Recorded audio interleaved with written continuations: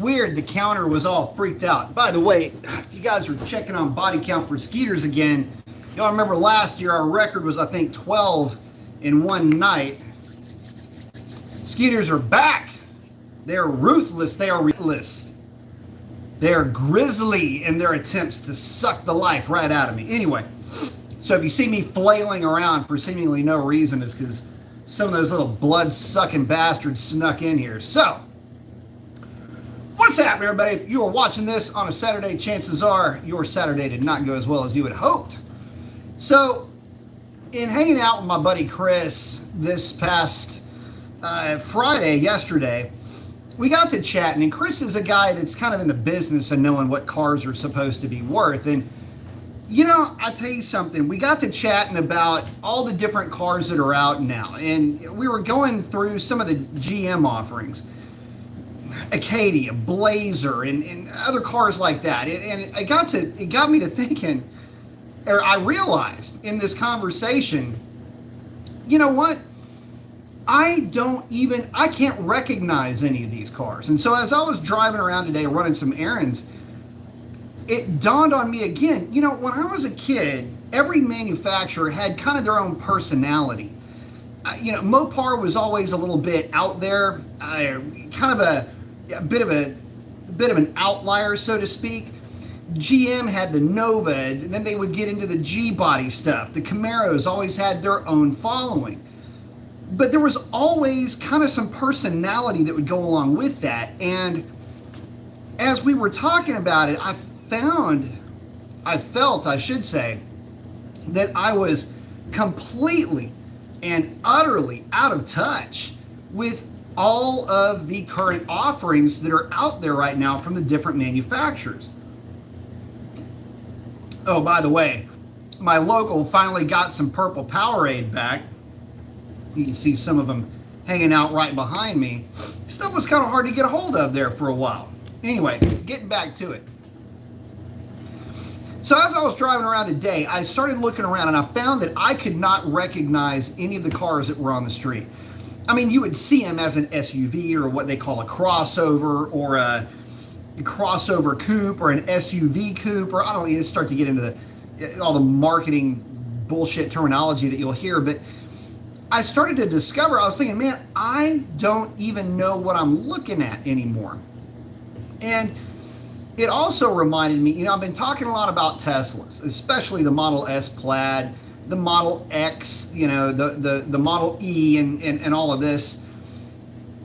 Yeah, to be honest with you, I don't really know the difference just by looking at them. I mean, I can pick out a Model S, but the rest of them are basically the same. But that bleeds over into every other car that I was noticing today. Everything basically looked the same. So with all of the parity going on in the automobile industry right now, how does anybody even make a choice? There's fewer and fewer sedans, and companies, well, in particularly GM, are not only moving away from sedans, but they're moving away from internal combustion engines in general. You'll be hard-pressed to find an internal combustion engine if it's not in a Corvette or in a truck. Basically, everything else is going EV. So I basically kind of exhausted any interest that I would have in General Motors. And I feel bummed out about that. I mean, I remember as a kid, you know, it's one of the brands that you would always immediately start to compare cars with. You know, what about the Camaro? What about the Nova? What about the Monza? What about anything? Start picking stuff. There was always kind of a cool car floating around. But then you start to notice that those cars just really don't exist anymore. There's nothing interesting, nothing cool. And even when the SS was making its rounds, I guess, in different dealerships, you never saw any marketing behind it. I've got my own theories behind why. Basically, they just imported it to satisfy a specific quota from Holden. But even that beside the point, the police pursuit package cars were never offered realistically. I mean, it's basically an SS, but they were never really offered to the public. Dodge has had the Charger and the Challenger with all of their various I don't know, trim levels, if you will. But even with that, you got to think about it. With the Charger and the Challenger, it's still basically just two cars, even though you can get a Hemi, 392, Hellcat, TA, Dynamics package. You start going down all the packages that you can get. I mean, I guess it's kind of cool, even though the drivetrain hasn't changed. But you get the idea. At least there's some variety there. Ford, on the other hand, he had some cool cars. I've always been a big fan of the Flex. A little bit quirky, a little bit cool. The Mustang will always do well. But you only had... I can get this guy. Son of a bitch. Anyway, you always had something kind of different from Ford. A little bit maybe more European influenced. If you've ever driven a Ford truck or a Mustang, you know exactly what I'm talking about. But even those cars are limited in their scope and breadth. I mean, the Mustang, you want a V8, you only get one. Camaro, you want a V8, you only get two. Well, I say one. Mustang, yeah, I get it, the GT500, but really, was anybody buying GT500s? I've only seen one at the drag strip. Smoked him. And he was on a tire. Smoked him. But anyway, the whole point of this is you just don't see that car. And if you don't see it, if it's not real, is it relevant? And at least there's the GT, right? But the reality is that when you start to look at modern cars today, nobody is really building anything that you would find interesting as an automobile enthusiast. I mean, yeah, there's some cool stuff. There's some outliers, but I just really haven't seen anything, which brings me kind of circling back to, again, some more of the conversation that we had.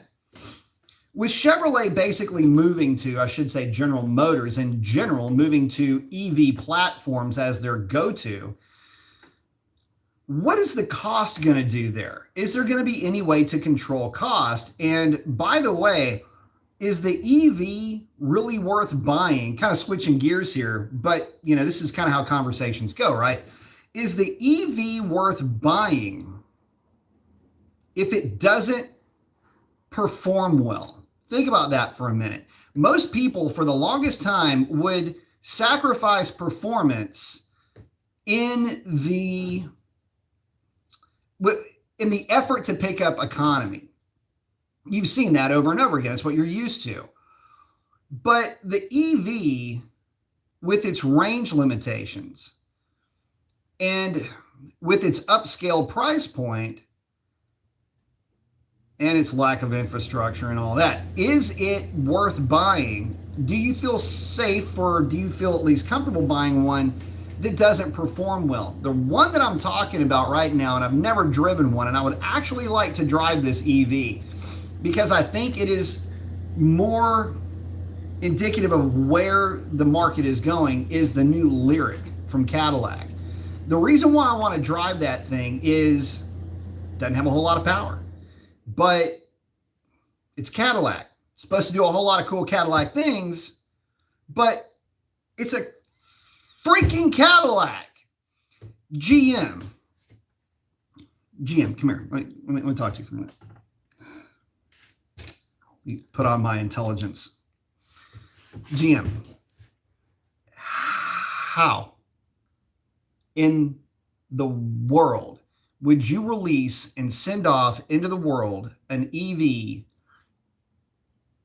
that could possibly get bounced by every Tesla in Elon Musk's quiver? How would you allow that to even go out into the world? I think it's something like 300 horsepower, something like that. A 300 horsepower EV could be punchy, but the problem is the EVs are heavy because of the weight of the battery packs. Your buying public knows this. EV buyers are very well educated on the subject. You're asking folks to buy into this technology at a premium price because you had to put it into a Cadillac badge and a Cadillac brand, because that's the only way you can justify asking the money that I'm sure that you're asking for that thing. If you're going to do that, do not bastardize the brand of Cadillac by putting something, a power plant into that thing with less than 400 horsepower? Are you kidding me? You have to understand. I don't care about instant torque. 300 horsepower is 300 horsepower. And unless this thing is nasty in terms of torque, which it didn't. So the ifs don't matter. If this is how American automakers are going to answer the call to electric vehicles, I'm not so sure that the buying public is going to be so hot and bothered about going to their local, grabbing one of these things, and, by the way, rewiring their house. Because remember, you have to have a place to charge this thing overnight for it to even be relevant. Cute, by the way, in the advertisement. And a lot of people haven't really picked up on this. They've got, it's just, the last dude in that thing, he's turning off his light. You can do the world while you sleep. Click. Nice, privileged asshole that you get to live in a really nice house, be able to have this Cadillac in your house, change the world, man, because it makes you feel good. Turning off the light because you got the thing charging in your garage. That's what you have to have. That's the income level that you have to have, is what I'm getting at, to be able to buy this thing. And we're getting this advertising pounded into our heads left and right that this is the way to go and this is a smart play, but it's only for people that have houses that can afford to get them rewired for very fast charging for it to be realistically convenient.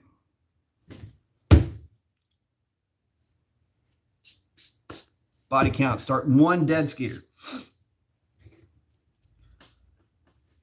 So if this is where EVs are going, I'm not sure that the future is going to be all that great, especially for GM. This is the whole point of where I'm going with this. I get sick and tired of getting bombarded with these videos on YouTube with every Model S Plaid owner going out and seemingly trolling everybody that they roll up on. The funny thing about it, though, is that nobody's picking up on the fact that this is just a game of big bank take little bank. And he's showing up with something that is literally store-bought. I mean, they could have delivered this thing via Amazon. Hops in his car, runs down to the drag strip, runs a bunch of 920 passes.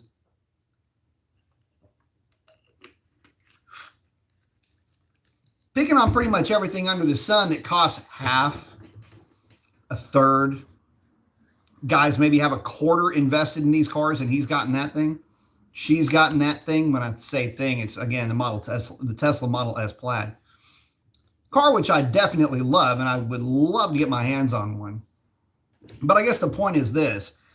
The more we talked about this topic, and you can kind of see where the conversation just kind of naturally just, the currents take it where it takes it.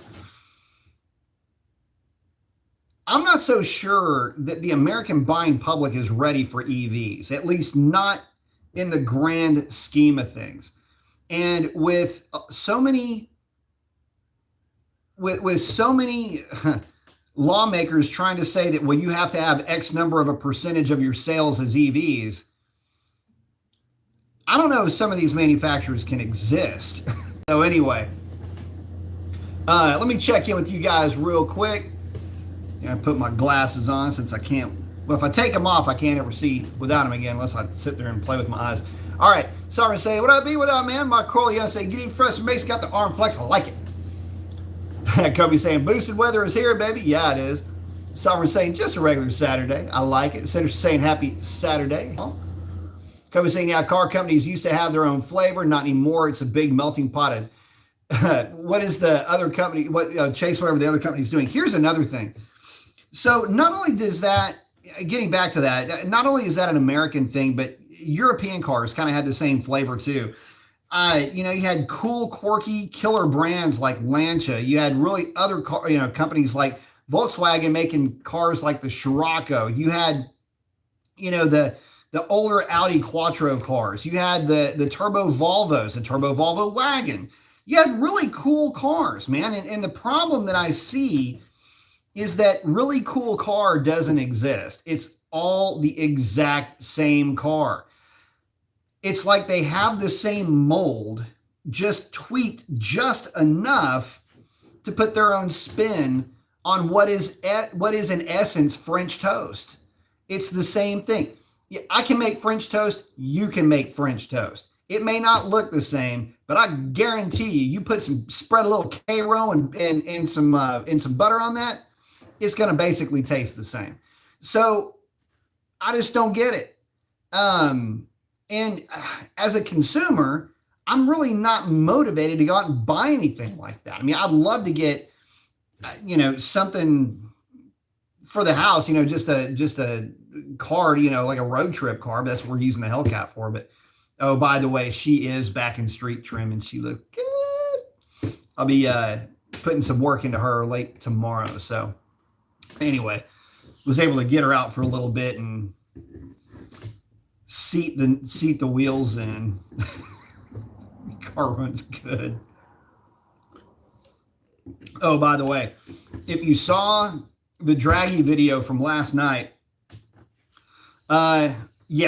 Orange Crush did get me by 0.03 of a second for the night. So anyway, we'll be switching back to the 17s very soon. Kobe's saying, yeah, car company used to have their own flavor. Oh, yeah. Chase what everybody else has.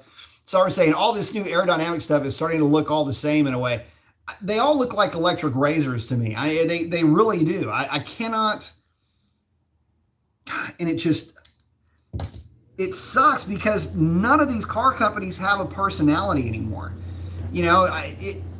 Nissan is just now releasing the 400. Toyota's got the Supra, but is it really a Toyota? I mean, it is. The A90 is a Toyota. It's got Toyota badging on it at least, but I mean, it's a Z4. Anyway, Sovereign saying the Challenge is popular because it looks like, Challenger is popular because it's a classic. Not that boring sculpted over stuff today. True. Yeah, and they're not going to mess with a good thing. That 2015 refresh, I should say, doing pretty darn good right now. Chuck is in. VA Rocker saying, hey, good evening. What's up, VA? Sovereign saying, I'll always see Challenger as interesting. I'll take it any day. I like mine a lot. Sovereign saying, where the hell is Chevelle or the Bel Air? You know what's really funny? It's funny that you mentioned that. I believe that GM completely missed the boat with the Challenger, the Mustang, the Camaro. Think about this for a minute. Ford never did have, except for the Crown Vic, in recent years, a B-body type car. In other words, something like, the Charger. Except for one little tweak. The Challenger is actually, arguably, every bit as much B-body as an old Charger was back in the day, just based on sheer size. They're huge. You could fit an old Challenger into the framework of a new Challenger easily and have room left over. So you can kind of see that car that way. GM missed a it was there for the taking. Golden opportunity with a Chevelle. They tried with the GTO and failed because they didn't bring the Holden over as it is in Australia, or at least I should say as it was. Remember my concerns with GM earlier? Let's not forget that GM is no longer in business in Australia. Holden name is no more. Hence my concern. But that's where that failure was. Had they done something closer to the Charger or the Challenger, I think it would have been a hit. And I think it would have been a hit because the Charger, huge hit. Challenger, real huge hit. Huge enough to where it's completely displaced Camaro in the marketplace. By the way, a lesson for folks saying, well, faster is better. Oh, I can do this with a Camaro. I can do that with a Camaro. I can make a Camaro run 9s naturally aspirated. Well, hopefully you like buying used cars because they ain't going to be made for much longer. Ben's asking, if you're going to make an electric vehicle, you got to come to the table with something that's going to be hitting hard and heavy. That is true.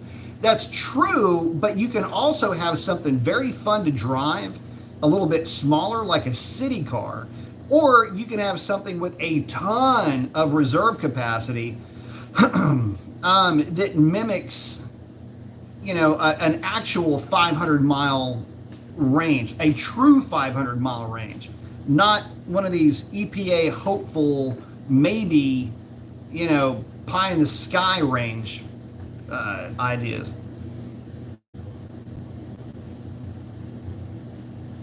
Ben saying Dodge already came out and answered the call to EV. Haven't seen it yet. Here's the problem. Ford has the Lightning, and that platform is going to get nasty real quick. Believe that. But so will STLA Truck, which is the name of the new platform. STLA Large, which is what you will see Challenger-esque, Charger-esque type cars being built off of, both rear-wheel drive and all-wheel drive to the party with that. So you've got that to work with. But here's the problem. Yeah, they've answered the call.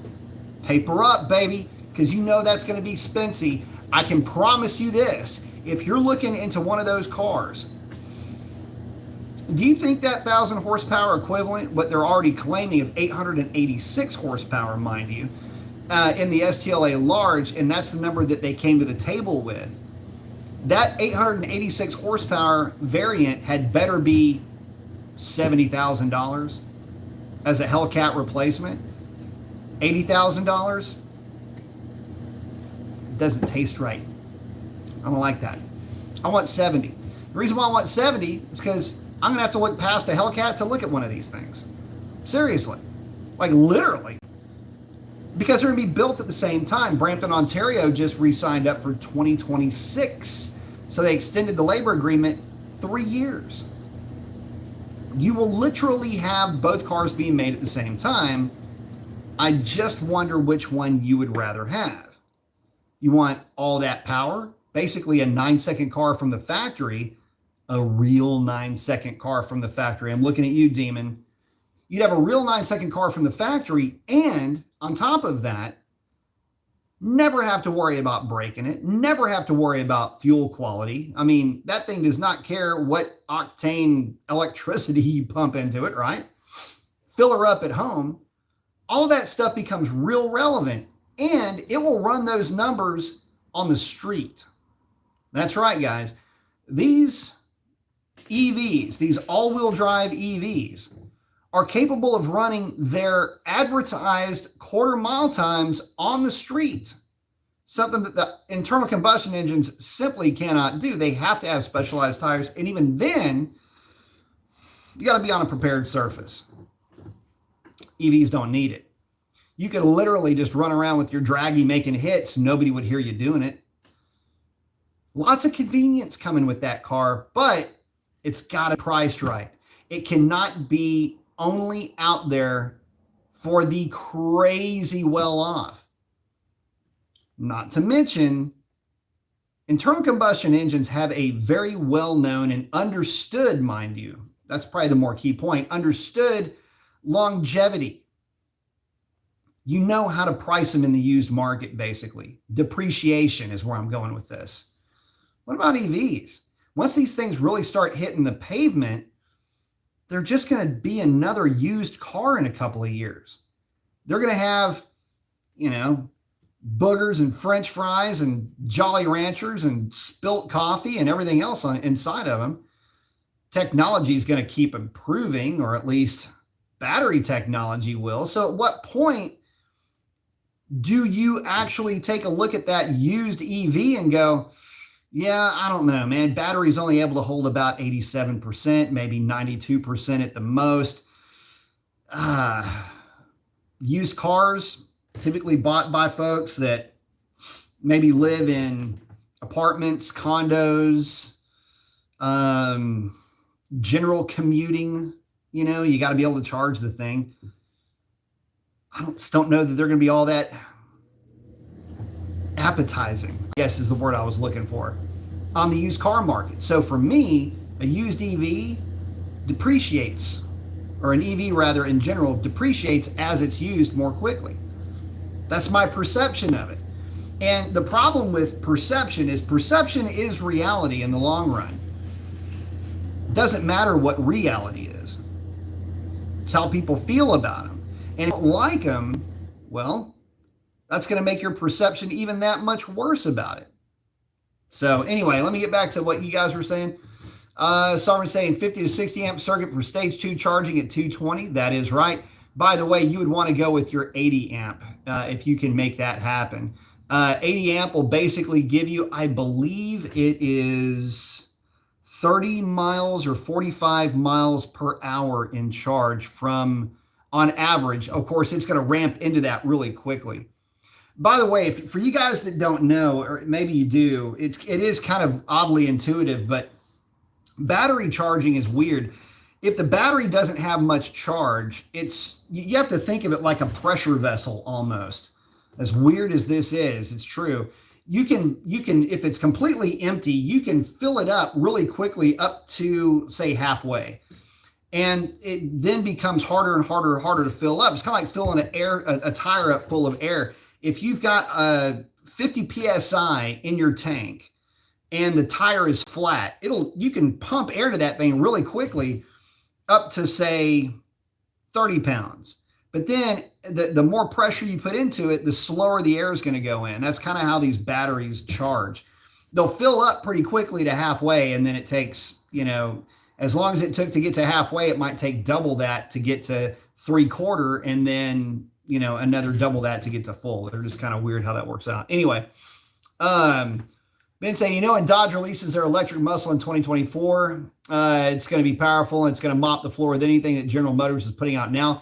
That's my point. So let's talk about that for a minute. What else is General Motors putting out? Nothing. You don't see, the electric Hummer, which you haven't seen. You've only seen like renderings initially. Well, I guess there's that. But what else is there? Besides, I've got to see something that is not hundreds of thousands of dollars.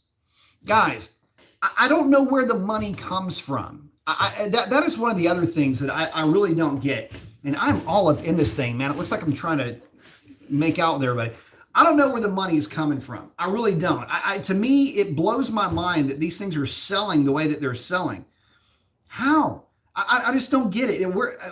Anyway, I can say where's the money come from, or ask it one more time before it gets old, right? Sovereign saying, just wait, Dodge will end up eating Tesla performance for lunch. Maybe. Ben saying Dodge is coming after Tesla. I think that would be cool if they did. If you look at the Stellantis layout, you have STLA small, STLA medium, STLA large. I know, real creative. And then STLA truck. Those are your four breakdowns. And within that, you'll have different subcategories. But you got to think of it like this. You're going to have those different subcategories: performance variant, range variants, things like that, eco variants. We'll just see how they all shake loose. My thing, though, is that if it's not priced right, if they try to price themselves in the Tesla range, I'm not going to be impressed by anything that it does. It'll just be one more EV. And y'all know my stance on EVs. I actually really, really like them. I'm a big fan of the Tesla Plaid. And the reason why I like it so much is, get him? I think I got him. I literally just jabbed it out of existence. So I think Skeeter body count now is 2. The reason why I like them so much is it takes a lot of heat off of guys like me. I don't have to try to run low 9s. My car does good to run mid 10s, low 10s in good weather at a third of the cost. It just doesn't, I don't know. It just blows my mind when guys start trying to compare internal combustion cars to that. There's really nothing you can compare to it. And it sets the goal so far and away ridiculously high that I don't have to worry about ever coming close to to attaining it. That's one goal that I'm happy to say I will not be trying to go after. Ben's asking, what about Ford Motor Company with a Mustang Mach-E? Very cool. Sovereign saying Opel. So there is actually an Opel GT that is like right over there. It's red. A cool ass car. If you don't know what it is, look it up. It looks like a juvenile C3 Corvette. So yeah, cool car. In fact, a friend of the family bought one. I haven't driven it yet, haven't seen it yet, but I want to take that thing for a spin and, see what it's all about. But again, what's the pricing on those things? I mean, I think they've got one that's obnoxiously expensive too. And I get it. A lot of people love it.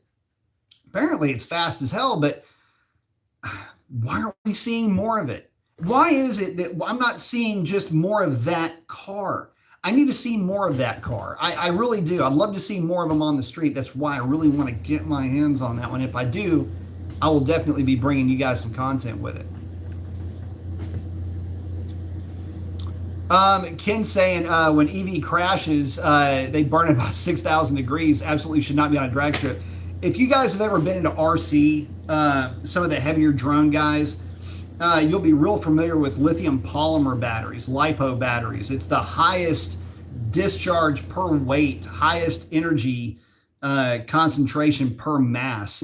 That's the type of batteries that you use. And when those things, if you have any kind of puncture with them, they immediately go into this chain reaction. They freak out and they basically will melt down. So on drag racing is really not that big of a deal. It's not super dangerous for that car. That is that car's wheelhouse. What isn't is road course. And my dad actually works at a closed circuit track. And it's funny. He's like, we don't like having them out here because when they do catch on fire, you can't put them out. You basically just have to shut everything down and let that thing basically Roman candle itself out of existence and then put out whatever you can put out once all the rest of it basically goes absolutely Chernobyl, and then you can get back to racing. But yeah, that's absolutely very well known. Kobe's saying, never thought about having a house to charge your car. I guess living in your car is a no-go. Pretty much. Once the car is dead, it's dead. Yeah, unless you want to sit there and pedal a generator. Ben saying you can buy a Fiat 500e. I would buy a Fiat 500e. That thing would be a riot on an autocross course. Just have your trailer and bring a Coleman generator with you. You'd be all right. Speed Freak's asking, hey, B, what kind of power can you gain on a heads cam package on a Hellcat? Is a gain worth $1? How do I put this? Hell no! No, I'm just kidding. So here's the thing. Heads and cam, you can get some power out of it. Well, cam you can. Heads, not so much. And not on a forced induction application. Not like that anyway.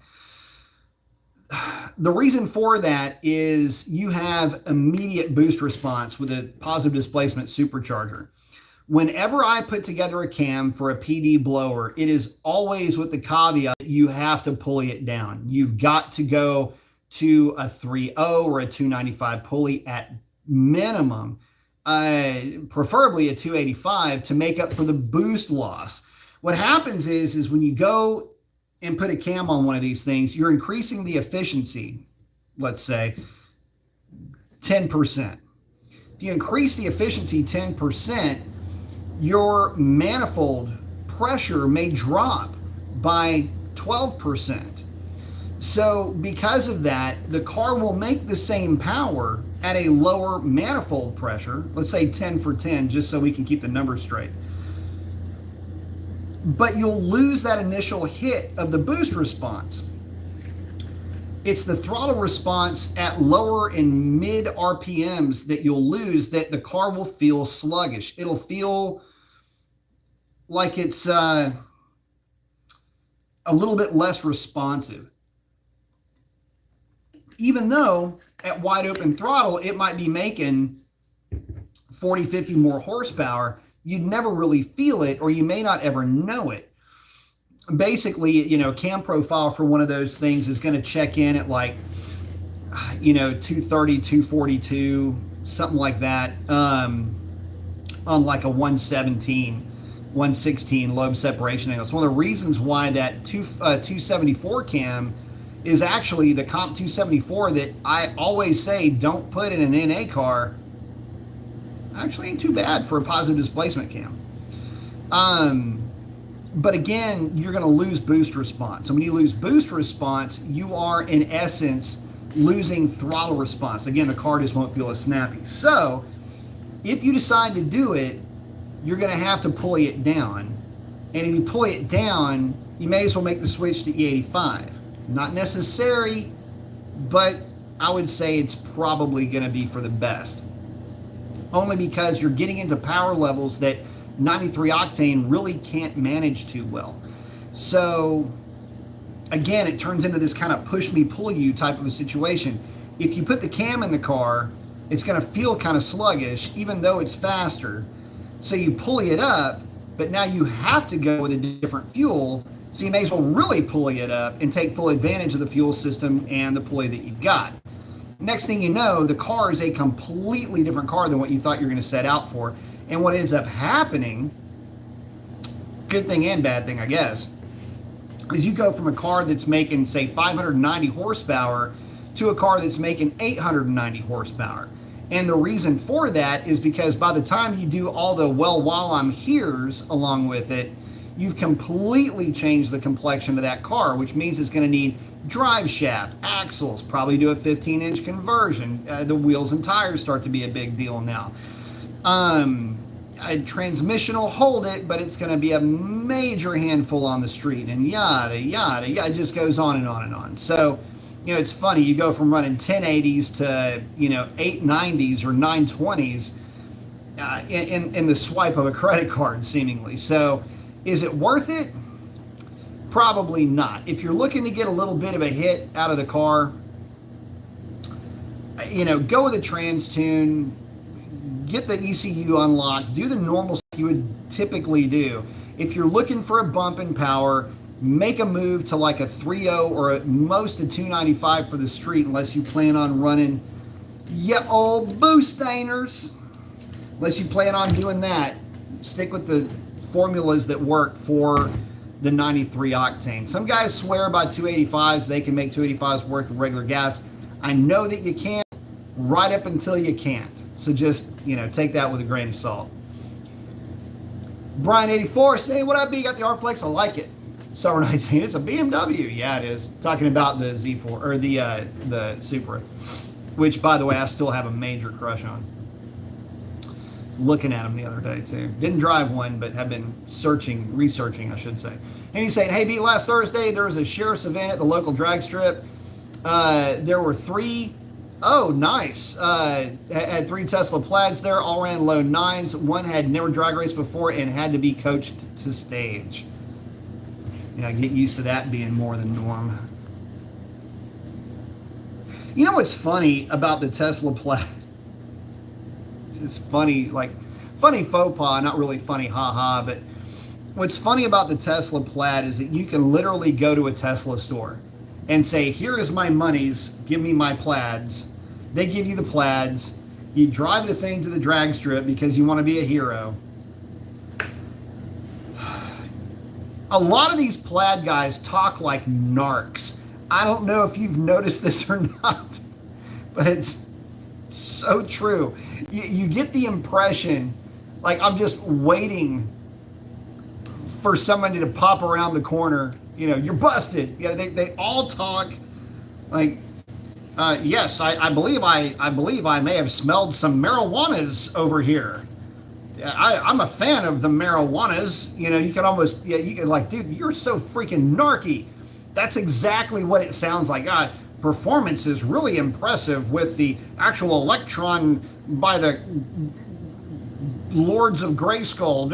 It just sounds, you can hear it in their voice. It's just, it's cringy. It's like, dude, you ain't never raced nothing in your life. You go to the store, buy your electric car, come to the drag strip, talk like Filbert, and get just all the hate for trolling everybody. It's just hysterical, man. I'm sorry. It's, it's like it's a love-hate thing with me. It's hysterical on one hand. I know they've got to be doing it for effect because ain't nobody that freaking filbert, right? But I don't know why it's funny. I just can't help it. It's just hysterical to me. So anyway, PD Foreman, what's up, man? Thank you very much. Saying good to see. We're busy. The same on a Saturday. Keep it up. Thank you very much, buddy. Appreciate the contribution. Had the fight. I don't think the fights have started yet. I know that Diaz and Lawler are fighting tonight. I will check in on that one. Let's see. But thank you very much, buddy. I appreciate that.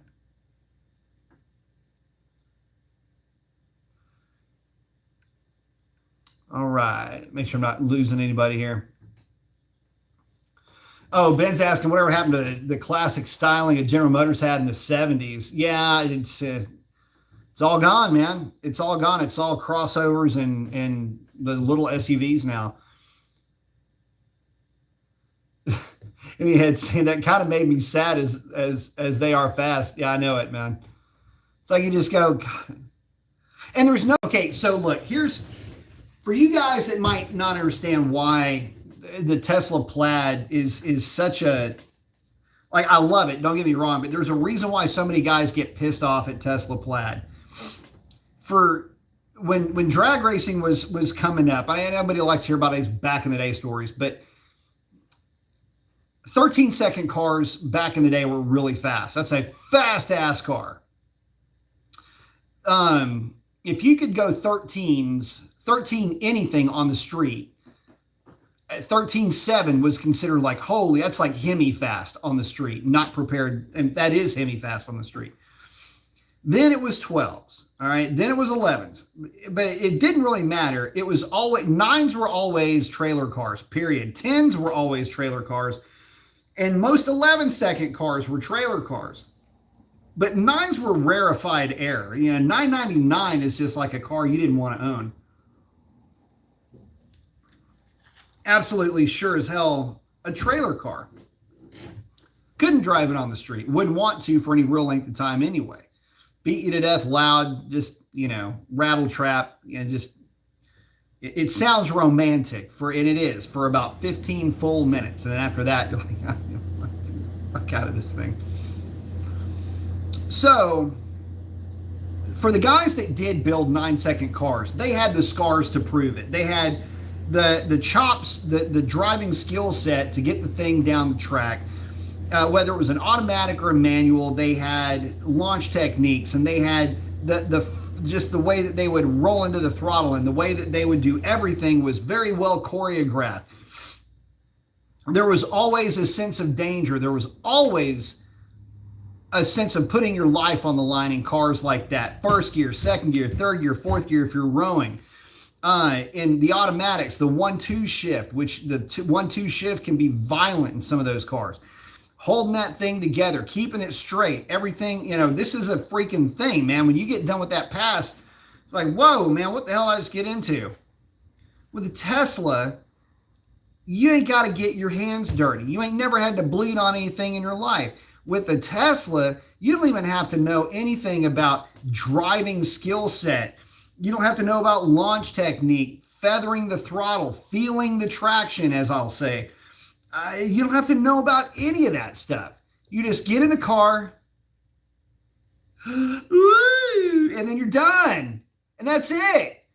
You got these freaking casuals showing up running low 9s and don't even know how to stage the car. It's my first time at the drag strip, you're going to freaking go low 9s? Guys, NHRA rules state that you have to have a specialized license to run 9s. You have to go through a process to get your license to have an NHRA license to run 9s.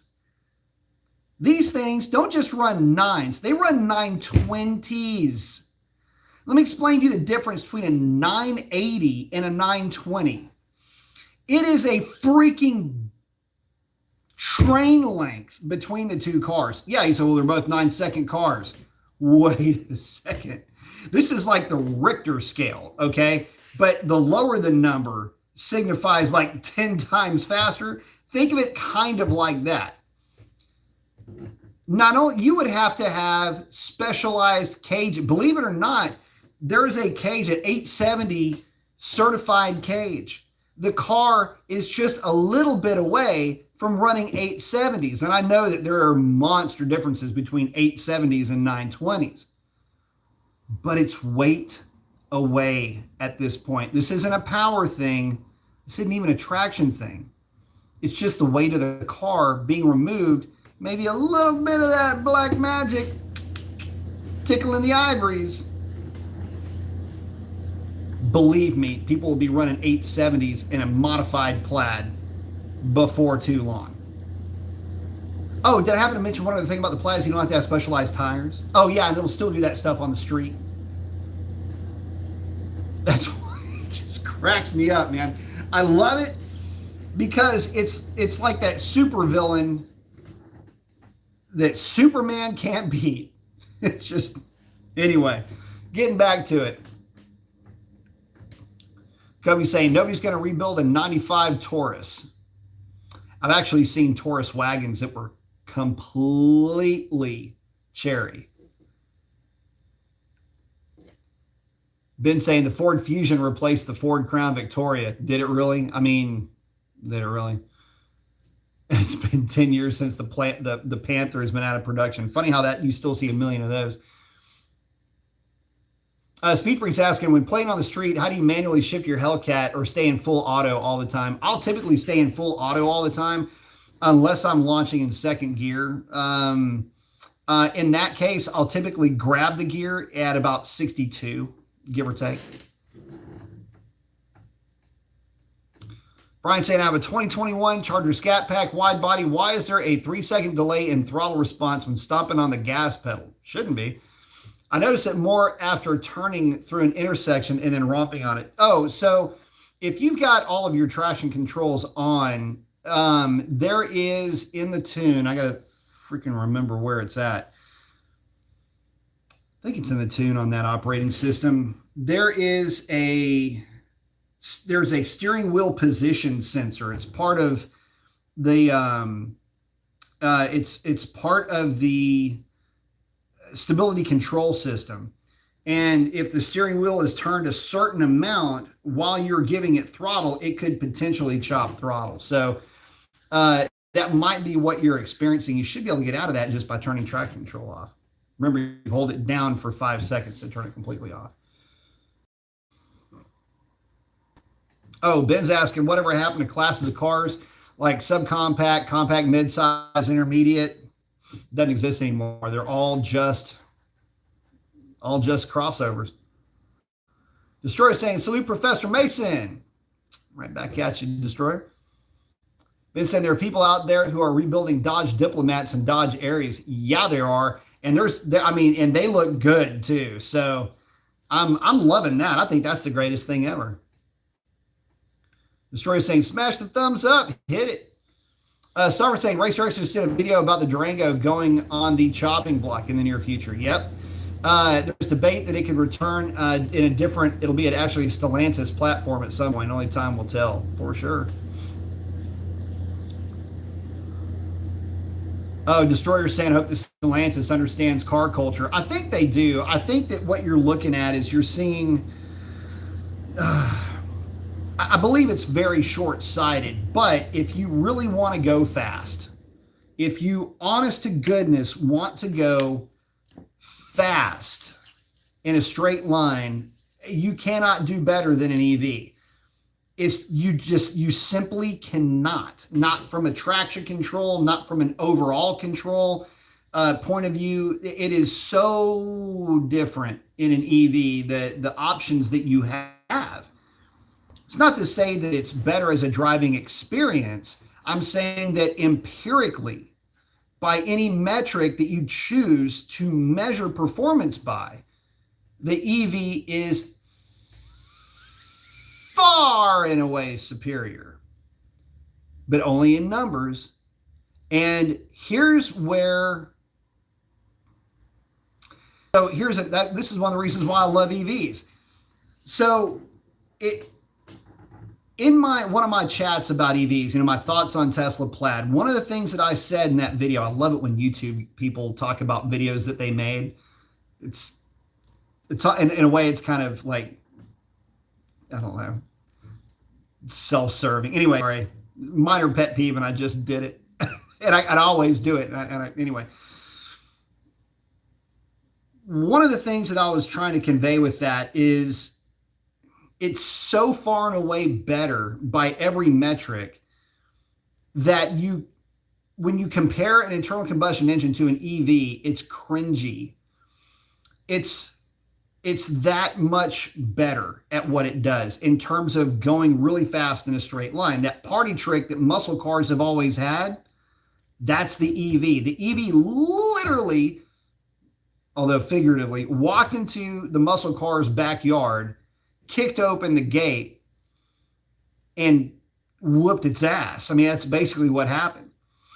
So guys will say, well, yeah, but it's an electric car, and the GT500 went 940s. 940s aren't 920s. And again, that's about 3 car lengths at the big end of the track, the difference. It's not as fast. All that work, all that time, all that effort, all the blood, all the cursing, all the money again, all the late nights, all the studying, all the practice runs, all of the anxiety of breaking the internal combustion engine contraption that you're talking about, that could be anything, Hellcat, GT500, Camaro, or whatever. See, the big deal is anxiety. For EV people, it's range anxiety, but even that's pretty much going away. For internal combustion guys, it's blowing something up anxiety, and that never goes away. So in our fun little example that I was just interrupting there, EV owner shows up, no worries about ever breaking anything, never had to get their hands dirty. Hands probably never been dirty in their entire life. La's their way to a 920, which is faster than your 940. And by the way, the car just in drag mode showing up, foot on brake, the throttle will go 930s. You don't have to go into some cheetah mode where it gets all hunkered down and does some kind of other thing. You don't have to worry about that. You just go, oh, we need to go fast, and it goes 930s. And we'll do it over and over and over and over and over and over and over and over until you're bored to death with it. And then you drive it to Starbucks, get your Frappuccino latte, and then drive home. It's that easy. That's why internal combustion guys, especially the ones that have built Mustangs, Camaros, Hellcats, everything else, hate on the Plaid so much until they talk about money. And this is the other trolley ass thing that Plaid guy does. Again, you got to remember the game you're playing, bro. Don't talk about money in this. I mean, you talk about money, but you don't talk about money like this. Well, I've only got 50 grand in my Mustang. Think about that phrase for a minute. I've only got 50 grand in my Mustang. You got 150,000 in your Tesla. And the guy with the Tesla is like, it's a toy to me. That's your life. Tesla guy's like, this is just a toy to me. I have other very expensive toys too. Would you like me to list them? Some of them have tits. Oh, you got a Mustang? That's adorable. I had a Mustang when I was in high school. It was fun. Figured little Miss Mary Rottencrotch in it. It was great. But I've evolved. And now I have other more expensive hobbies because I spent my time studying and building a business and doing smart things with my money. And I'm a Plaid guy now. Your 50,000 means nothing to me. That's the guy. That's who you're trying to put down by bringing money into the mix. This guy will start talking about stuff that he's got that you ain't ever even heard of, but you know it sounds expensive. That's who you're competing with. That's why they say you can't compare the Plaid with the internal combustion engine. Well, you can. You can, and people do it all the time. People are getting rich. People's Plaids are getting paid for by their trolling that they're doing on the internet with them. Should have bought a Plaid. Although I don't fit in well with the pardon me, do you have any gray poop on crowd, but I think you know where I'm going with all of that. Ben saying a Toyota FJ Land Cruiser is more desirable than a 1995 Ford Taurus. Probably. Sovereign saying 80 amp. Dang, yeah. So, yeah, that's a 440 deal. But yeah, the 80 amp is legit. 80 amp will, I mean, that's a real thing. Destroyer's hanging out with Sovereign. Oh, Ben saying that the oldest cars in the stable for Dodge were the 300 and the Durango. That is true. Sovereign saying near full battery charging slows down. I think it's for battery management safety, if I'm not mistaken. No, that's just in general. You will see that in any of the, especially the lithium batteries. They'll take a real quick ramp up. From your point of view, it kind of goes like that, and then it'll table off, and it'll kind of carry up a little bit. They'll go really hard to about 70%.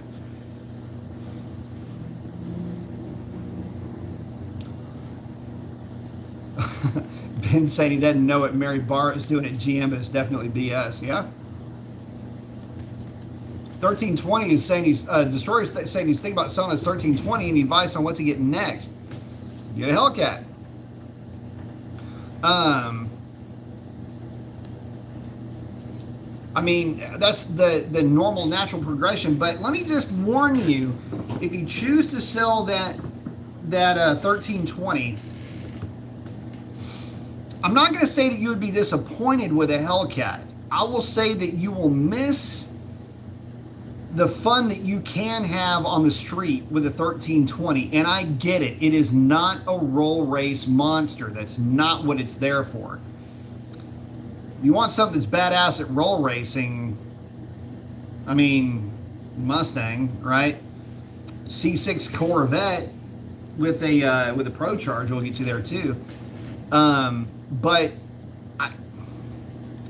just depends on what your budget is also.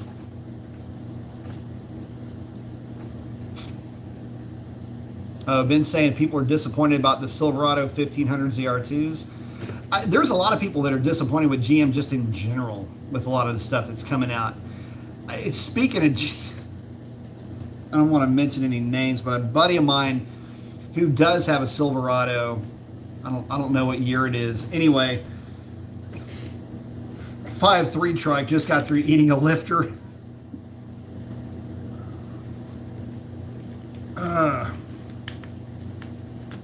It happens to GMs too, guys. A lot, as a matter of fact. Jermaine, thank you very much, man. I appreciate the contribution. Thank you, sir. Didn't have a question, or maybe there was one a little bit further up here that I can try to pull out. But thank you very much.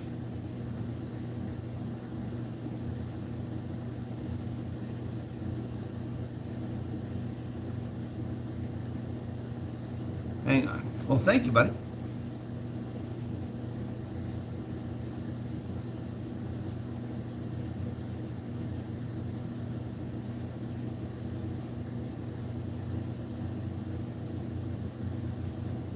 Oh, Destroyer saying boosted Hemi, looking at them now.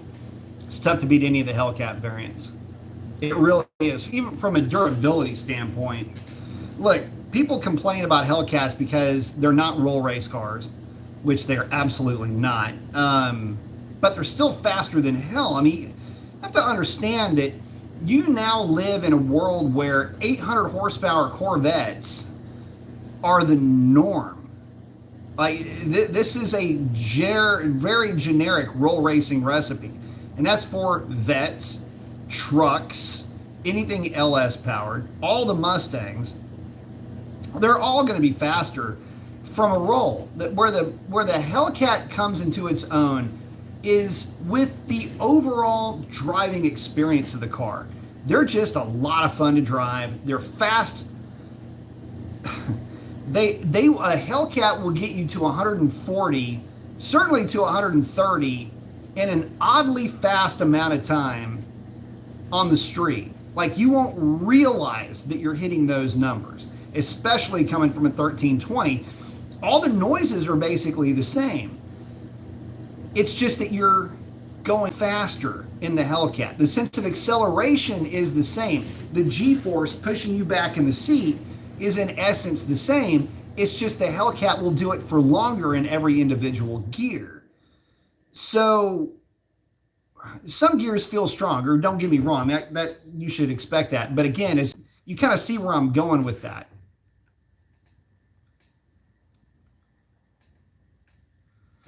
Jermaine's asking, what is the difference between a normal Scat Pack and a 1320? Quite a bit, as a matter of fact. Starting from the ground up, the Scat Pack, or the 1320 rather, comes with Nexen drag radials all the way around.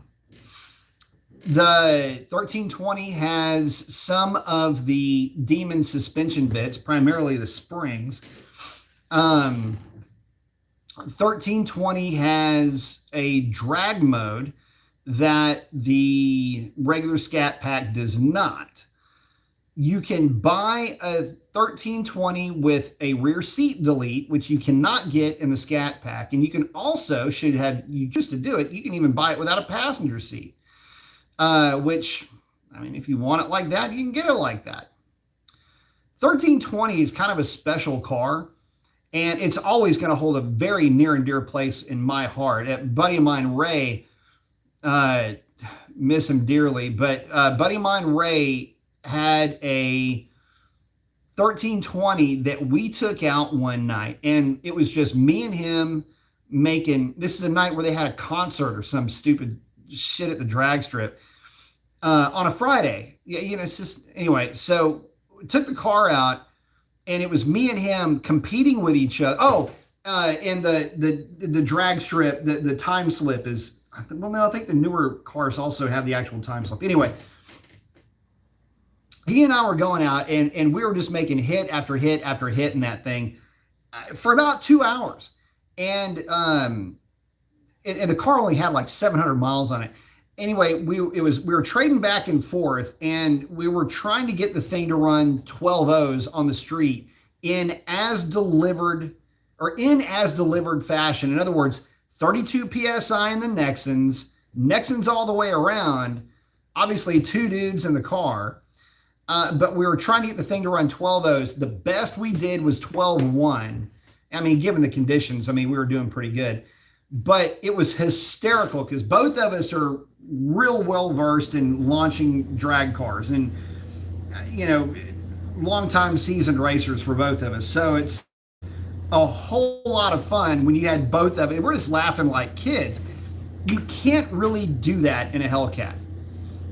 There's just the window of opportunity for traction just absolutely in there, unless you're on like a ET Street R or something like that. And even then it's going to be a little bit different technique, if you will. So, but anyway, I mean, I'd love to get my hands on a 1320. I think they're a lot of fun, and I don't know what all I'd do to it. Probably put one of my cams in it, port the intake,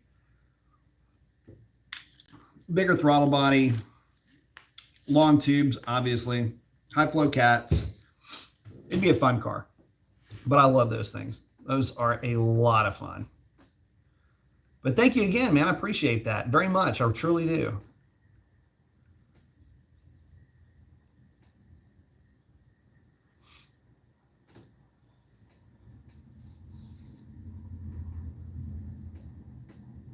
Wait, hold on. I just ran across something. I think Hemi Head may have said something up here. I don't know what he's talking about. And I heard the launch technique is just to slam your foot to the floor. And if you lift your foot off the pedal a couple of inches and stomp it down, even better. Kid you not, I don't know anything, man. If he's talking about the plaid, that would be crazy.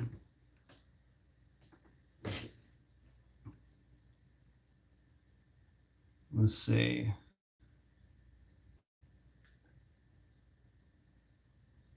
Get back up here. Hang on. I just blew past everybody. Sorry about that.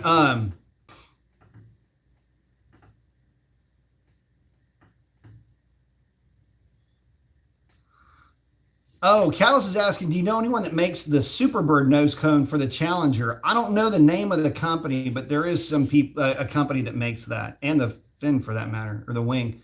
Summer saying he drove a Fiat 500e. We used to lease one for service calls. It was gray and had orange stripe accents. They are quick off the line, but they top out at about 85. Be a blast getting that thing to 85. Oh, he said he got stranded in one. That sucks.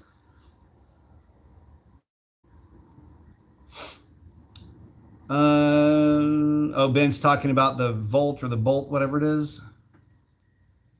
Recall. Oh, Sovereign saying 500E is not for tall people, especially with the sunroof option. Saying I'm 6'1" and it was a tight fit. Kobe's saying EVs are starting to sound like hit the accelerator and go fast, no skill needed. If everyone runs the same time all the time, how fun could it be? I mean, it's just hitting the throttle and getting after it. That's all it is. All of them are like that. Sovereign's last been saying narcs. I know, right? Ben saying they're talking about their ludicrous. Oh, Lords is gray skull. Yep.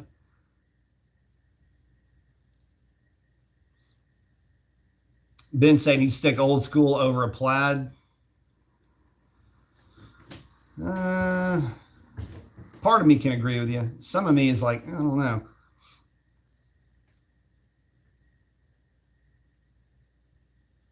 Ben saying you can find a classic muscle car that is much cheaper than a plaid. Yeah, but again, it's not the game you're playing when you buy that thing. Sovereign saying Tesla is cheat mode. Yep. Gap saw scale trademark. I like it. Oh, Emmy saying, and all the plaids are running trapping about 150. That's the nutty thing. They 150. So I haven't even talked about the 150 part of it tonight. Oh, I did in the other video. So here's the thing: 150 miles an hour is the breakover point for NHRA requirements for a parachute. You got to pull laundry at $150, or at least you have to have the parachute attached and be functional if you're trapping over 150 miles an hour. Plaid does that stock. You have to have a license to drive it from NHRA, technically, or at least when it was released. You would have had to have a license to drive it from NHRA, and you would have to have a parachute attached to the back of the thing. It's crazy. Ben saying this on the Richter scale.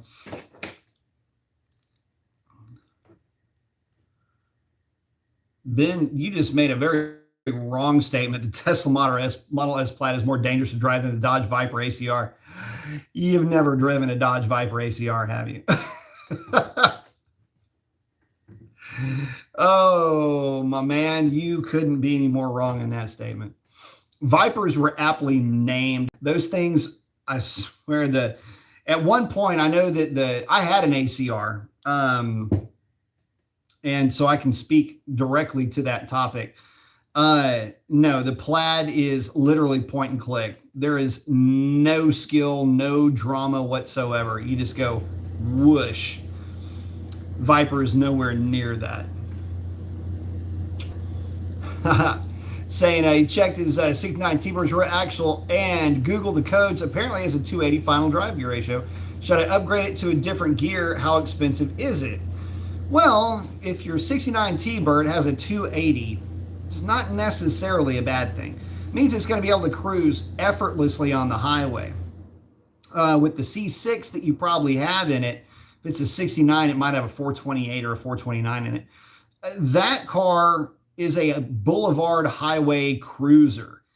And the neat thing about it is you can actually use all 3 gears in that transmission with that rear gear. If you go any more aggressive, you're going to really start to shorten the legs of that car because it doesn't have overdrive. So I would say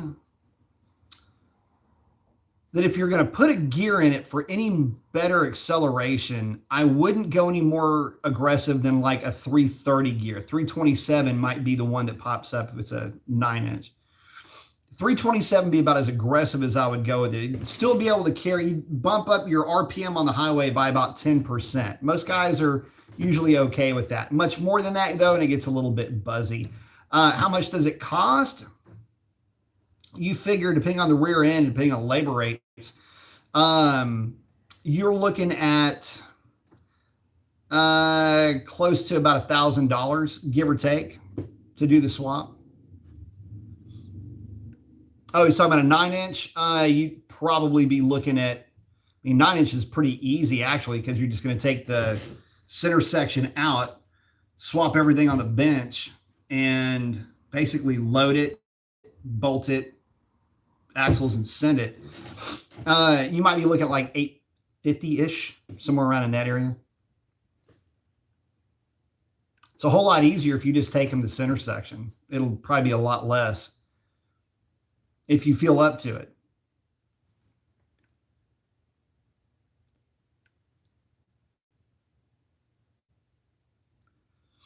Ben saying, yeah, Dodge and Chrysler had a history of making a lot of really fast cars. Well, they had a lot of cars that they told you were really fast. But, you know, just how enjoyable they are to drive is a different story altogether. Oh, Sovereign's saying about the energy losses in combustion and drivetrain. Yeah, I mean, there's losses all over the board. I mean, electric is so far and away more efficient that, I mean, it's magnitudes more efficient than internal combustion. But that's not always what draws people in.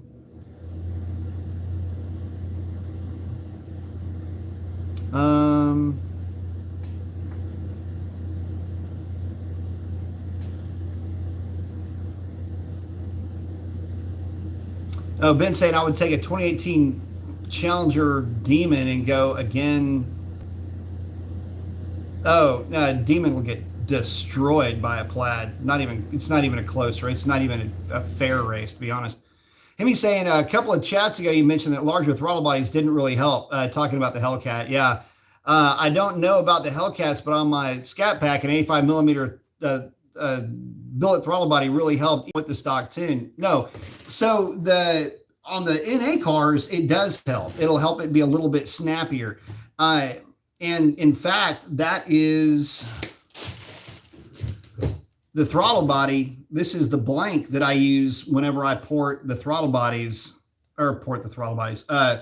intake manifolds. This is the 85 millimeter that I use to load everything up and get everything sorted out. That's the size that you want. No, the testing that I did was for the Hellcats. So on my car, the larger throttle body, on the data, it would suggest that it did something, but then on another data set, it wouldn't. And that was so weird.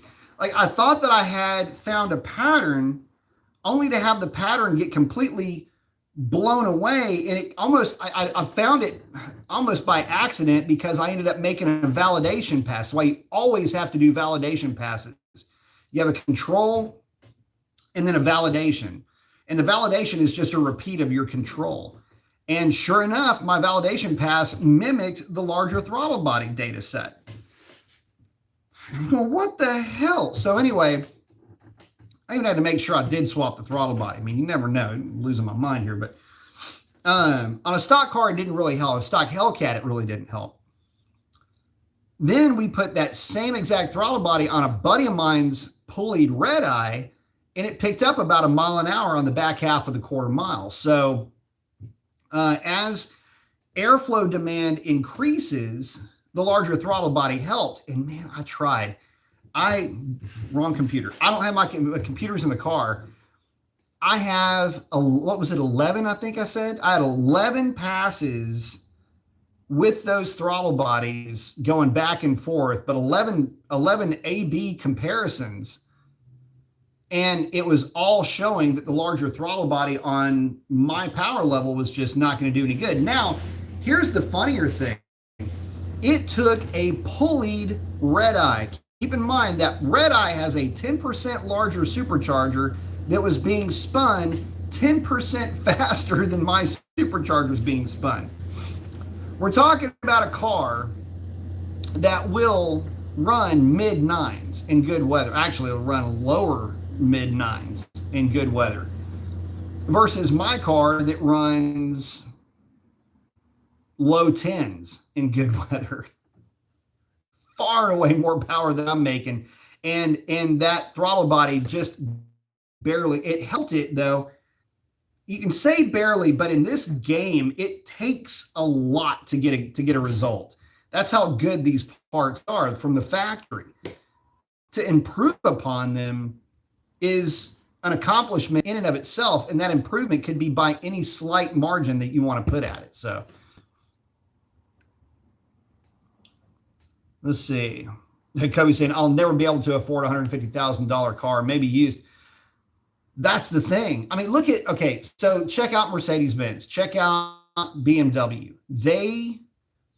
Fantastic cars to look at, amazing cars to drive. You would never buy one because we're back. It's the absolute worst depreciation of practically anything out there. Jermaine, thank you very much. Really good question. What order should you do performance mods? You always go ground up, back to. You never start at the front of the car, ever, for any reason whatsoever. You always start at the back of the car, and you always start from the ground up. So what exactly does that mean? First things we're going to look at is a better tire. We have to understand that for better performance, we need better grip. And for safety's sake, we need better grip. If we're talking about a high performance car like a Mustang, Camaro, Hellcat, 392 car, whatever floats your boat, all of those cars need a stickier tire, a very good summer tire or drag radial like the Nitto 555 R2. Very good tires, but you're going to need them for safety's sake, especially as you start putting more power into the car. Rear suspension bits, things like control arms, trailing arms. Make sure that they're up to the task from the factory. Most of the modern stuff is, but some is a little sketchy. Check them for fitment for the purpose that you're working with. Then start taking a look at the fuel system in general. Will the fuel system get you where you need to be? If not, or get you where you want to be, I should say. If not, start making plans on looking into a fuel system at that point. Again, still talking about the back of the car. Rear diff brace, for example, is another thing that comes into play here. From there, it's weight reduction. Where can you remove weight just in general to get the car to run a little bit better, to take a little bit of load off the car and pick up ET that way? Be honest with yourself. Could you stand to eat a salad or two? Might be a good place to start. Take a look at your interior. Could you do a rear seat delete? Could you live with a rear seat delete? Things like that can start to add up, though. This is where cost really starts to come into play. You've messed with the suspension. You've taken a look at the axles. You've taken a look at the drive shaft. Will these parts get you where you need to be? Now we start getting into very expensive things that are not sexy at all. Transmission upgrades is where you're going to need a transmission upgrade. It's a whole lot easier to rebuild something than it is to replace it with a rebuilt unit. It's a lot cheaper to do it that way. Probably a better idea to get your trans beefed before you beef up the engine. and then burn up your transmission and have to fix it rather than beef it up. Again, it's not sexy, but it is necessary in some cases. Once you've hit that point, start looking at the engine. But more importantly, practice the driver mod. That's the most important modification you can make. At this point, before you start messing with engine or power, learn how to get the most out of that combination yourself. Practice. Practice, practice, practice. Get really good with the combination that you have, and you may learn that more power is really not something that you're looking for anymore. I'm that guy. There's a reason why I stuck with 93 octane. There's a reason why I haven't pulleyed my car. It's because I really like that car the way that it is. And more power, I've driven everybody's more power car. I'm the guy that data logged them. I'm the guy that was the first guy to drive them and the last guy to drive them. I know what they run like. I've run them at the drag strip for guys. I've helped to tune the cars. I've helped to make all the adjustments at the drag strip to get the most out of them, to help set the records. I'm that guy. Stock boost, 93 octane. This stuff is just around because it makes for a decent additive for Sierra and for the Mustang. Kind of like a fuel stabilizer, I guess, is all I'm using it for now. Data for Chandelier says that she doesn't really need it. Although, if the weather gets really cold, I'll probably throw a little in the tank just as a bit of insurance. Maybe. Depends on what the data looks like. If, at some point, you decide you want to go more power, you're going to have to start being very honest with yourself. Honest to a fault, to the point where you might not like what you're thinking. If you're on one hand thinking, I want to go power adder, how deep are you really prepared to go with that power adder idea? You just want to go a few pounds of boost and get a, say, 100 horsepower bump? That's pretty safe. You want to go deeper than that?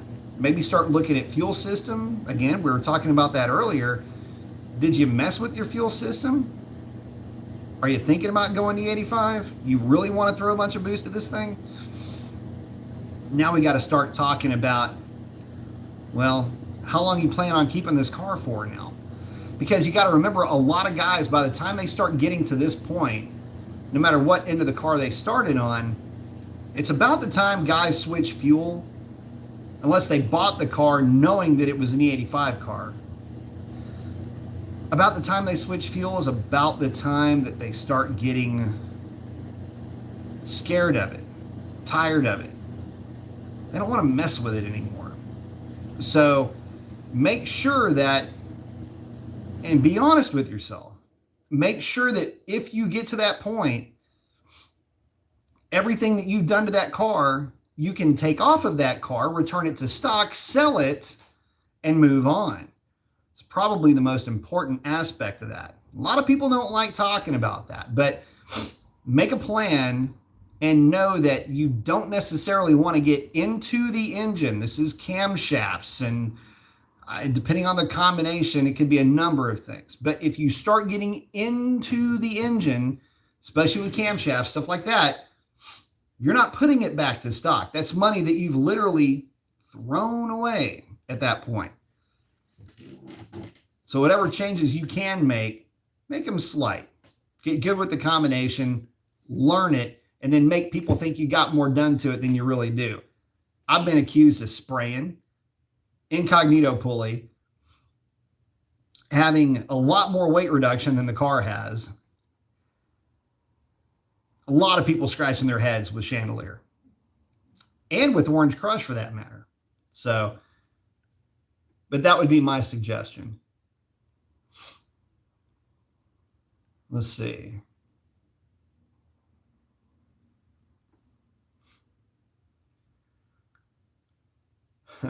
Just been saying 30 years ago, 320 horsepower was the norm.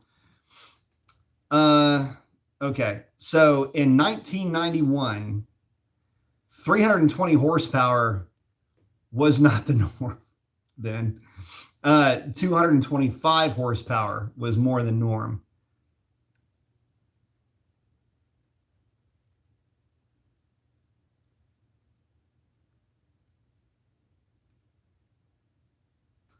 Sovereign saying, I'd rather own a drag pack doing 750s than own a plaid. Plaid can't match the drag pack.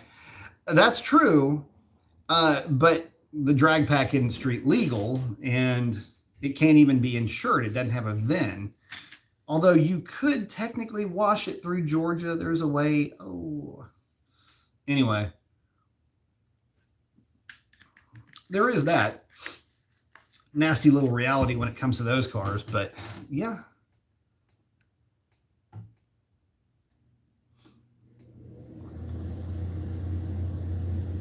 Let's see.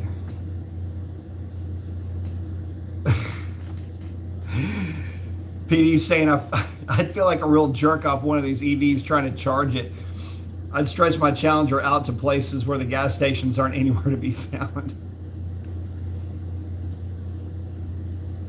Ben saying, that was with the Corvette C4. Yeah. Well, you got to keep in mind, I used to have one. It was actually 330 horse, but yeah. Very few of those other cars were anywhere near 300 horsepower. Let's see. Sovereign's hanging out with Ha. Let's see. Oh, Ben saying the only thing exciting in General Motors is the C8. Z06. What is the Z06 going to cost? Does anybody have a number on that? I feel terrible, but I just don't have a number on that car. And history repeats itself. It might be another $100,000 car. Could you imagine? How do you just, okay, so let's imagine that you're General Motors. Tesla Model S Plaid, just hanging out. I'm just Tesla Model S Plaid. Say whatever you want. If that Z06 comes in at $110,000, $120,000, because let's be real, there's a lot of regular Corvettes running around that tip the scales at about $90,000. So what, 110? Was it 120,000? That's getting eerily close to Tesla Model S Plaid numbers. There's no, like, walk with me on this. So it's a flat plane 5.5 liter. That is a big flat plane engine to be turning respectable RPM. You probably get away with more with it. Anyway, beside the point. So you get this Z06 and it's just the bee's knees, right? And you show up to your buddy's place. You're like, man, let me give you a ride in this thing. He's like, okay, cool. You take it for a ride. Wow, that vet was neat. And then your other buddy shows up with basically a similarly priced Tesla Plaid. And he gives the same buddy a ride in the Plaid. That guy is going to come back with a completely different perspective of fast. And I know it's not supposed to be. You're not supposed to do that. I understand that. But we're playing a game of dirty pool here anyway. So what's the difference? I guess is the point that I'm trying to make. I don't know.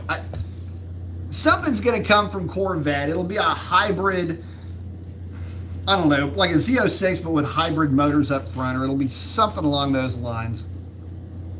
It'd actually be a really, and I'm not going to say easy or simple, but it would make sense to be able to do it in the Corvette. Just, could you imagine if you're okay, so you're GM and you're throwing the Z06 out to the wolves, knowing that there's cars like the Tesla Model S Plaid, and then right around the corner, STLA Large is going to be looming in the distance with at least close to 900 horsepower. And you're like, here, little Z06. Off into the world, little Z06. You got these two monsters licking their chops. Like, please put that thing on the street. Begging you to put that thing on the street. It's going to be ugly, man. And the thing about it is, I guess the reason why I'm just so, like, what about the Z06? Number one, 5.5 liter flat plane. It's going to have to be balance shaft. There's no way around it. It's going to run itself into oblivion if it's not. Shake itself is what I'm trying to say. But I'm not your typical C8. Like, I'm not going to give the C8 a tongue bath. It's never going to happen. It's not my cup of tea, especially when you consider the fact that they're so expensive in the real world. I don't care about $65,000. Show me one. I haven't even seen one go for $65,000 or $75,000. The real number looks more like 90. And so if you carry that to its logical conclusion, you might have a $120,000 Z06 with STLA large coming in at, say, 115. Tesla Model S Plaid checking in at $130 for entry-level cars. There'll be nothing left of the Vet. And here's the other thing. There is a learning curve with that Vet versus the outgoing Vet. If you're talking about handling, let me talk about handling for a minute. Oh, the Vet will out-handle it, man. Really, where? Where's it out-handle it? Tell me, where does it out-handle it? Well, what about Nuremberg? Nuremberg, really? Nuremberg? Mulholland. How about Mulholland? Let's just start naming roads and how about Main Street? How about North Texas Avenue? North, whatever avenue. It'll handle better. These guys aren't doing nothing but hitting on-ramps and off-ramps with these cars. Handle better. It's one of the funniest things I've ever heard of. Modern cars have no problem handling anything, especially not on the street. When I talk about handled, that Vet will get handled like a freaking FedEx package, including throwing it on the doorstep, stomping on it, ringing the doorbell, double middle finger flipping off the freaking camera ringer thing. It's not going to be good, man. God, it's not going to be good at all for the Vet. And it sucks because I've owned 2 Corvettes. I love Corvettes. But I'm watching what is happening with these EVs and the EV owners.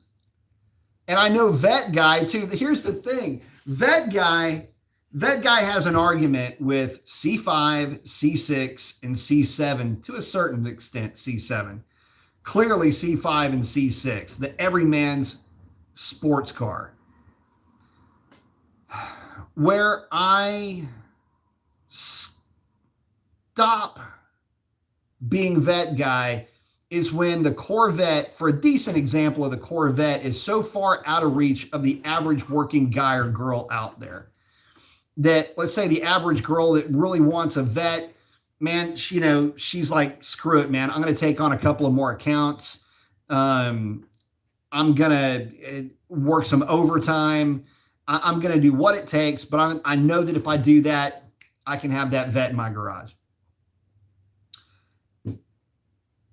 You can't do that anymore. The numbers literally do not agree with the previous life that Vet would have led. And that's why, for me, I'm not a Vet guy anymore. In fact, the C8 Corvette to me is like seeing a shit-in baby diaper in a parking lot. It's just like gross. I mean, you know better than to do that. It's just gross. Get a bag. You got your baby. Pick up after your kid. And that's the way I see it. It's like you literally just kind of shit on the buying public. And let's not forget, the recidivism rate of Corvette owners is extremely high. In other words, if you've bought a Vet before, chances are you're going to buy another one. If you've bought 2, you're damn certain going to buy 3. You can't do that anymore. Can't really trade up, can't trade in. Can't trade in, you're out of the game. It's one less vet getting sold. It's a shame. So now the vet falls in line with Rich Dude Toy. Anytime you start playing that game, you try to step up into that game, it's going to be a bad day. Not going to have a good time. Let's see. Sovereign's hanging out with Ben.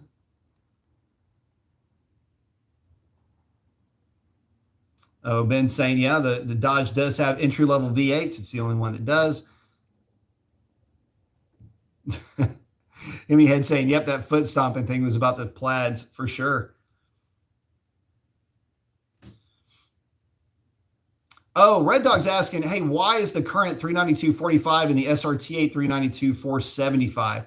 The older 392, the 375 horse, and by the way, that 485 horse for the new cars is horse shit.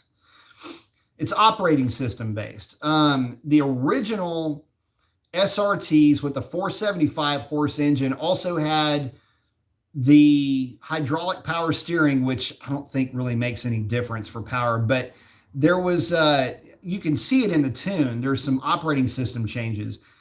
And then the 475 or 485, almost all of those had electric power steering. And if they didn't, and it was in a Grand Cherokee, it was exhaust configuration that would kill about 10 horsepower. So SUVs was exhaust configuration.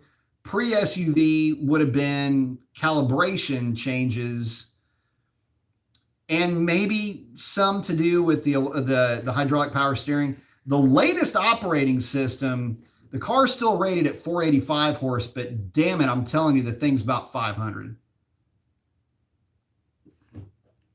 I mean, shit, we had them running 1150s, bone stock tune with just some weight reduction. 1320s were running 1140s. So the new operating system is no joke. Then saying nobody is talking about the RT versions of the Charger and Challenger. Man, I talk about them all the time. And there's a lot of folks that do have a lot of questions with them. But a lot of the RT guys, so for you guys that might be new to the show, somebody's rolling by the shop, piped it up. The shop's near Velocito, Mexico, and it's a really pretty night. So there may be some folks heading out to Velocito. So you may hear them run by and they'll pipe it up. Every once in a while, somebody will be watching the show and pipe it up as they're running along. It's kind of fun. Brian's asking, where can I purchase one of your cams? Dr. Differentials and Dr. Differential and Speed would be my first place that I would send you. Get a hold of Jesse and he can walk you through the process. Sovereign's hanging out with Ben. Cubby's saying, Vipers would try to kill you. They were aptly named. Yes, believe me. Believe me. I know.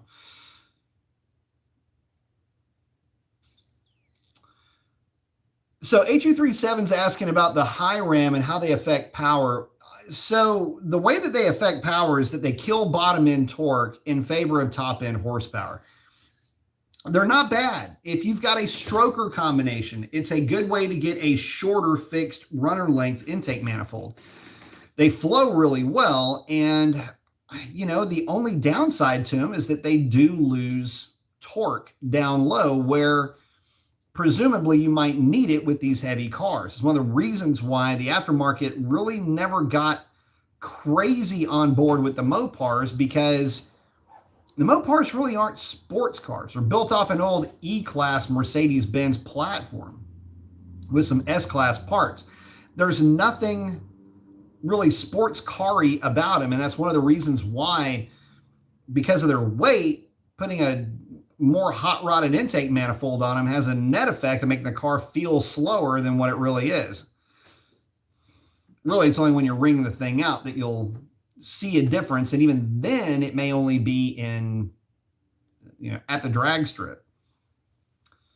So the high ram is going to make power up top a little bit better, but you're going to need a different cam to go along with it, because the stock cam, it's good, but it's not really set up to work with an intake manifold like that. If you run that stock intake manifold, or rather that stock cam with that intake manifold, a cam with that wide of a lobe separation angle, it's going to try to push the power way outside of the range of what you would be comfortable with spring rates and push rods and everything else.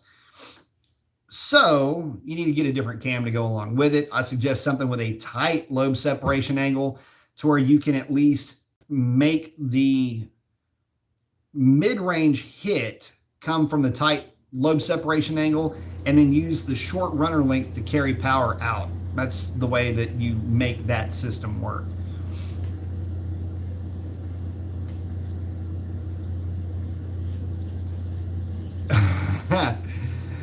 Sovereign saying Dodge Viper is a car that will kill if you can't tame it. You never tame it. You basically just learn how it tries to kill you and work within those parameters.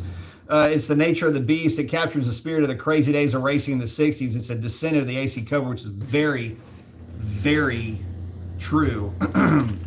Carroll Shelby was actually part of the development for that car. The original Viper was meant to be a continuation or an evolution of the Cobra, with the GTS being an evolution of the Daytona Cobra. Fun fact, those cars were actually rear bias as opposed to front bias. They look like they'd be heavier in the front. They're not. And you could almost, in a way, consider them to be a front mid-engine car with this big, it just kind of sits far back, rear weight bias. That's one of the reasons why so many of them got wrecked. Not very good on the turn-in. Ben saying, Demonology is making consistent improvements with his Dodge Challenger SRT Demon. Yes, he is. Very specific. Oh, damn, Kobe, I didn't see your comment. When did that pop up? Kobe saying, have you heard of the supercharger spacer and blanket for the Hellcat? Do they work, or is it a waste of money? It's a waste of money. Or is an ice tank better? So the spacers don't do anything, at least not so far as we can tell. And the blanket thing, I haven't. Just because you make the blower cooler doesn't mean you will have a cooler charge. Air is going through that thing so fast, it doesn't have a chance to hang out, post up, get hot, and then move along with its business. The air is already being heated by the compression of the air in the case anyway. We just haven't seen anything that would suggest that there's a benefit. And a buddy of ours has tried it over and over and over again, and it's not proving to be effective. When I say over and over and over again, we've got runs and runs and runs and runs and runs with that setup. It's just not doing anything.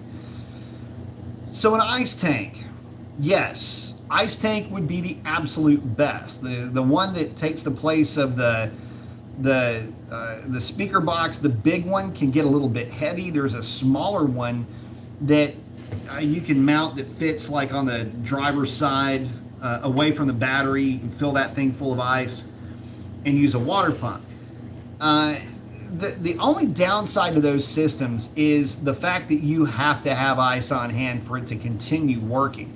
But they do work nonetheless, and I would say that they are good for not necessarily for tuning, but just to help to have an extra measure of insurance if you're pulling the car very aggressively.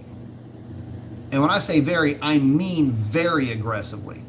Double pulley, 265 upper and smaller.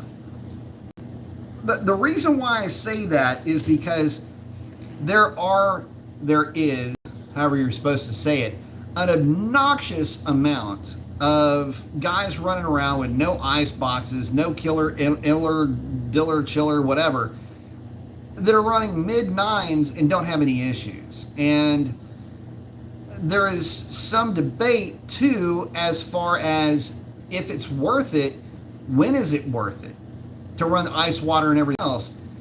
When the temperatures really start getting cool, you're already dealing with a cooler air temperature to begin with. So the ice itself is not, the delta between the temperature of the ice and the bricks versus ambient, or at least even with the compressed air coming out of the supercharger, I should say, is not that great. In fact, the Red Eye and the Demon systems don't work below, I believe it's 55 degrees, might be 58 or 53. I'll call it 55 just to shoot in the middle. Can't remember exactly, but those systems do not come into play then. So, something to think about. The guys that are running, the guys that are really fast are running ice boxes, but they're running ice boxes almost out of necessity. We're talking downstream temperatures of like 180 degrees. They're doing everything they can to cool that charge off. So if you're going to run one of those systems, though, don't tune the car with that system. That's how you blow one of them up. Just even on E85, even if you're hitting it with meth injection, you can still sting one. If you try to tune it and you're only running that icebox system through because that's presumably what you'll do. You'll remove the actual heat exchanger and you will only be recirculating water from the ice box to the engine and back to the ice box. If you don't, it just turns into an ambient cooler at that point, with a significant reserve in the tank if the ice just melts and now you just have water. But if you tune the thing, it's hot, you're planning on having 36 degree water going through the thing, and you've got 90 degree water going through it, it's not going to be nearly as effective as an intercooler, but it'll still work as an intercooler. But just make sure that it doesn't, also, pro tip, when you drain your ice box, because you'll have to after every run, drain your ice box, make sure you fill it back up. So something that happens with ice boxes, guys will drain them.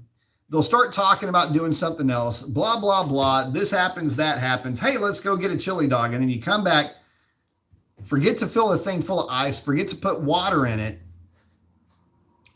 forget to turn on just the pumps and watch the pumps and have everything work. You just kind of forget it. You almost take it for granted.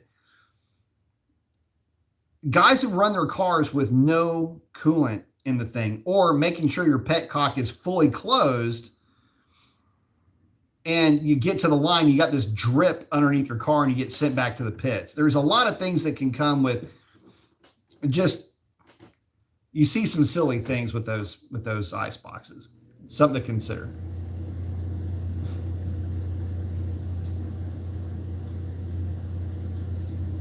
But good question, Kobe. Ben saying, check out Bugatti. Yeah, they're expensive. Boost is saying locked up. Oh yeah, sorry, he's back. Here I am. Oh, Hennyhead's got the anti-gravity battery report saying, yeah, it works great, holds charge around 13 volts when not used for days. Direct replacement, perfect fit and weight, 13.5 pounds. Stock was 44 and has emergency reserve. I like that. I'm going to take a look at that. Thank you very much, buddy. I appreciate that.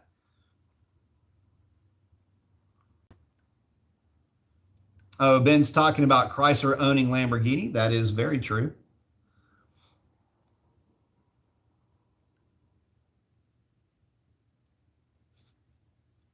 Talking about Jeep and AMC. That is right. Actually, they bought Jeep for the brand of Jeep or they bought AMC for the brand of Jeep.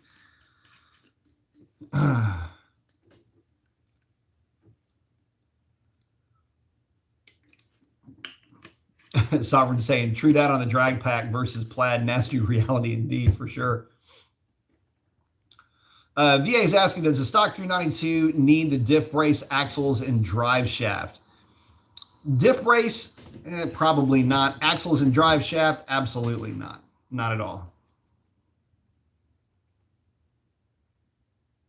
Red Dog saying Red Hemi is a solid driver also. Might have missed something there. So I'm saying that answered my question. Removed. I don't know what happened. I think I missed something.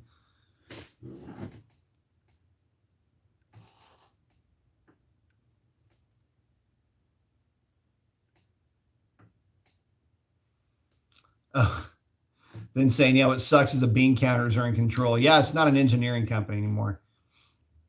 Hilton was asking, any option on the coil packs for the 5.7 and 6.4? Nope. We've made all of the powers with stock components. Hibby's asking, what year did the new operating system start with the increased horsepower you are seeing? Does tuning add even more or about the same to a pre-new operating system car? My 18 Scat Pack really woke up with a tune. It was actually the one that I noticed was a 19, but the 18s and 19s for sure, or rather the 18s maybe, but 19s for sure. And obviously with the trans tuning and everything else, you can definitely wake the car up, especially with driver command torque, things like that. That really wakes those cars up quite a bit. But the 19 and up are the ones that I noticed the most. And it's just the way the cars ran. I can't quantify that. I can't qualify that on a dyno. But I can tell you that at the drag strip, they're turning numbers that are just kind of scary fast for what they are. So somebody's heading out. I can't tell you. I know part of it is in the cam timing, the actual advance and retard of that cam, but the rest of it, it could be some in fueling. I don't remember seeing anything in the tune in fueling. Anyway, there's a couple of things about it, but I did notice the cam. If I remember correctly, the cam was different. That thing ran good. All of them did. Sovereign saying 5 for the live. Got the arm flex. I like it. Thank you, brother. Got the bald dude with the shades with the arm flexing. Thank you, buddy. I appreciate that. Hemi Head, thank you very much, buddy. Appreciate that. Saying it was fun. Have a great night, bro. Thank you. Appreciate that. Got the 392 in. Thank you, brother. Ken797, $4.99. I started data logging on my red eye and have observed a downward spike on my injector cycle during a pass. Everything else looks okay. Any idea why? Probably heat. If you saw it go from like 80% down to like 71%, it's probably because it's pulling the bypass because of heat at about the 1,000-foot mark. I'd have to see the actual data log though. But the thing with the red eye, you have to, okay, so red eyes are funny. Red eyes and demons are actually kind of funny. So the reason why I say that is they have a lot of heat nannies built into them, and you really get into this with pulleyed cars. But what happens is the 2.7 generates a lot of heat compared to the 2.4. So that's one of the reasons why the timing values per air charge, in other words, the timing values per manifold pressure are less in a red eye than they are in the Hellcats because of that downstream air temperature. So that's one of the reasons. Anyway, it goes back to you can't fuel that problem away. It's actual downstream heat. So what you might be seeing, if you saw a spike downwards, that may be what that was. If you notice the car laying over. The other thing, if it cranks up fuel pressure, could be the other reason why. In other words, let's say if you, is this at launch by chance? No, that's actually, you would see a spike up. But chances are it's heat related. I'll put it to you like this. We have had, especially pulleyed cars, like it's like clockwork at the 1,000-foot mark. where they'll lay over right after a tune. And it's all because of heat nannies.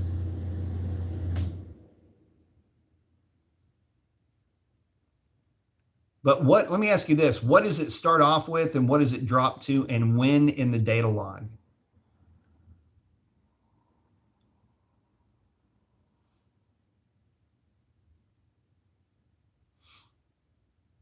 Ken saying, I own a chiller. The big benefit is that you can hot lap the car. That's true. My temperature for oil and trans temp are lower. Cool.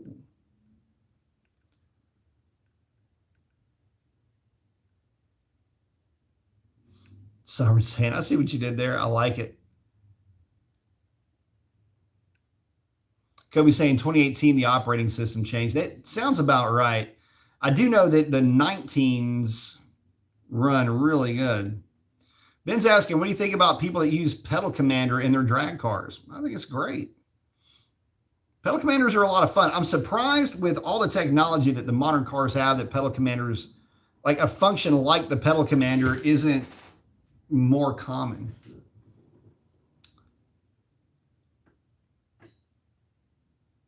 Cody's saying 2021 is different than 2020.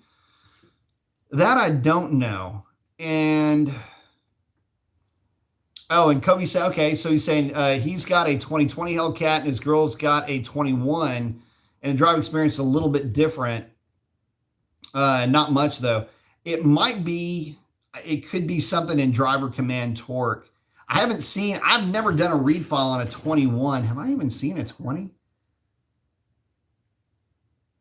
I've seen 19s on the red eyes. I don't think I've seen a 21. I don't have that file. Chuck's out saying, catch you on the next show. Thank you, brother. Appreciate you. Dr. Div saying, chillers leak water onto the track. And Dr. Div making it in just under the wire. VA is out. Thank you, buddy. Appreciate it. And fellas, I think I am going to check out too. It is getting late. Wake up early. Got to do the family thing, manana.